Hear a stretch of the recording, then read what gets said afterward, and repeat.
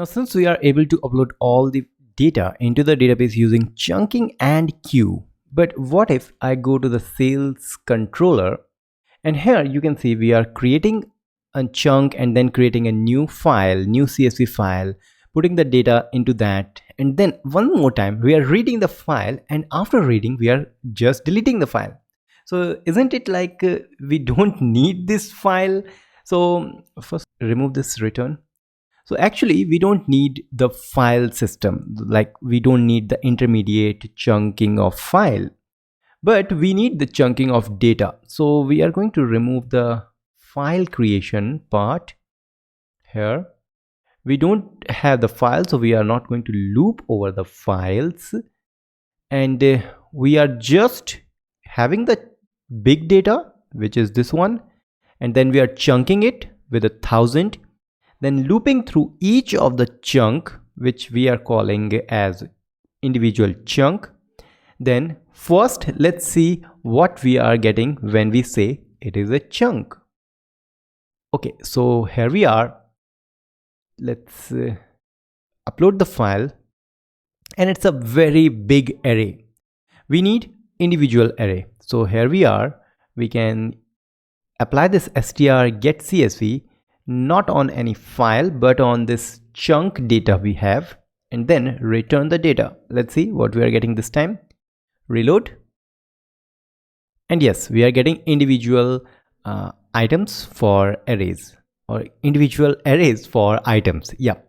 Okay, so since we have the data, we are going to extract the header, but this header should be outside of this for each, and we don't need this path, this comment, and we don't need these comments, we don't need this thing.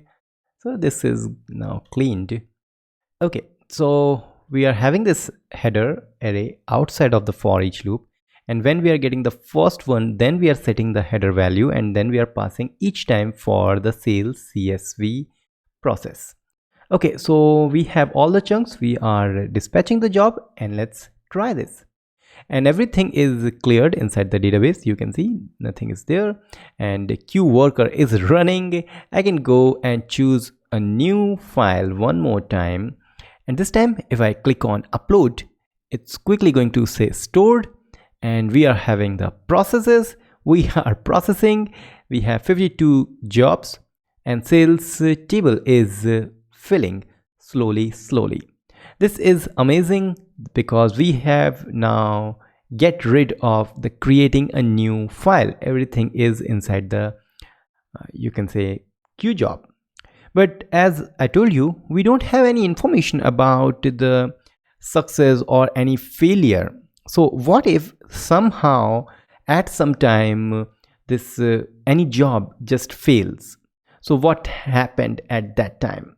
So I'm going to stop this queue worker, and one more time I'm going to clear everything from the database so that I can create some problem. So I'm going to create a problem, and I say if the key is equal to, let's say if key is 20, I'm going to say header is going to empty. So I'm going to empty out the header. This is going to fail the data beyond 20.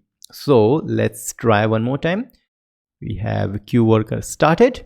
One more time, choose a new file, and this time I'm going to say upload. It says stored, but we will see that after 20th one, I think we have to wait a lot. So I'm going to convert it into 2 instead of 20. One more time, let's clear everything. Okay, that's done. So I'm going to just refresh it. So it says stored, and first one is done, and second one is done, and now you can see all others are failing, and user doesn't have any information about these failed jobs.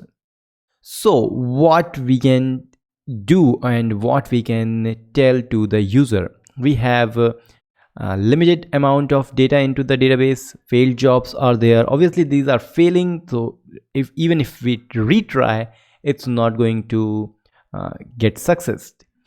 Okay, so let's go to the Laravel documentation, because here on the queue job we have a system to handle or at least tell the user that it was not completed. So here if you see, we have dealing with a failed job, and whenever we have any failed job, then we can handle the failed job system inside this failed function, and we can send a notification to the user that something bad happened. So here inside this sales CSV process, we have this handle function, and after that we can create a new failed function which is going to handle the failed part of the job.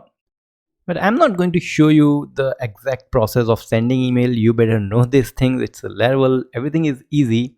But this is the real thing you can use to handle the failed job and tell the user that something is failed. But still, we don't have any report about the success.